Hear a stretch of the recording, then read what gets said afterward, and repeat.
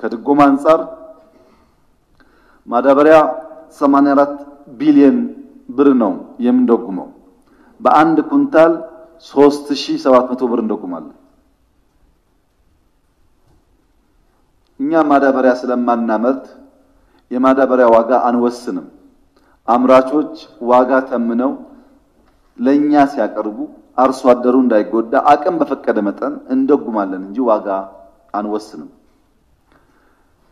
ነዳጅ በሚመለከት 72 ቢሊዮን ገደማ ተደጉሟል።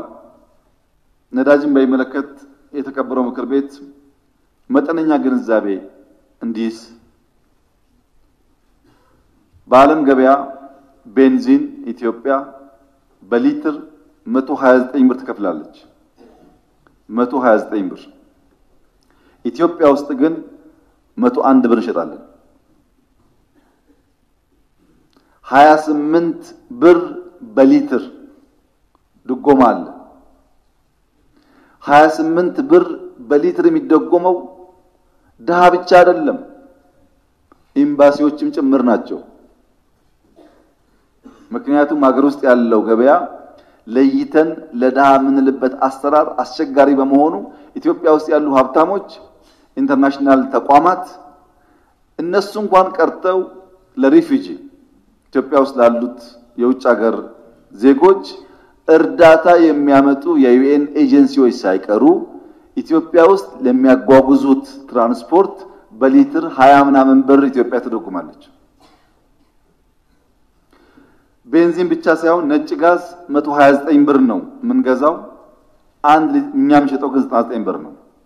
30 ብር እንደጉማለን በሊትር። ሌሎች አይነቶችም እንደዚሁ።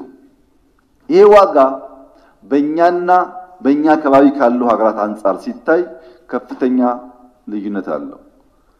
0.7 0.8 ሴንስ ዶላር ፐር ሊትር ነው እኛ የምንሸጠው። እኛ አካባቢ ግን ቢያንስ 1.4 እስከ 2 ዶላር ይሸጣል። ኢትዮጵያ በብዙ ትደጉማለች። ይሄ የተከበረው ምክር ቤት አንደርላይን አድርጎ መያዝ አለበት። ኢትዮጵያ የነዳጅ ዋጋ መወሰን አትችልም ስለማታመርት።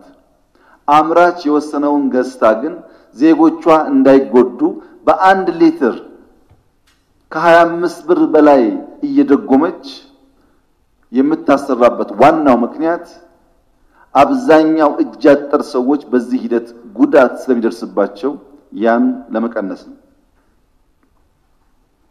መድኃኒት፣ የምግብ ዘይት 350 ሚሊዮን ገደማ እንደጉማለን። ሴፍቲኔት ወደ 22 ቢሊዮን ገደማ እንደጉማለን። ድጎማው ሲደመር ቅድም በገቢ ያነሳውላችሁ ምናገኘውን ገቢ በከፍተኛ ደረጃ የሚነካ ስለሆነ ኢትዮጵያ ከምታስገባው ገቢ በላይ ደጉማ ሁሉም ዜጎች በነፃ እንዲመገቡ ማድረግ አሁን አትችልም። ማምረት መስራት አለብን። ይህንን ችግር በመድረክ ንግግር ብቻ አንፈታውም። በተግባር ማሳዎቻችን ላይ በመናስገኛቸው ውጤቶች የሚፈታ ይሆናል።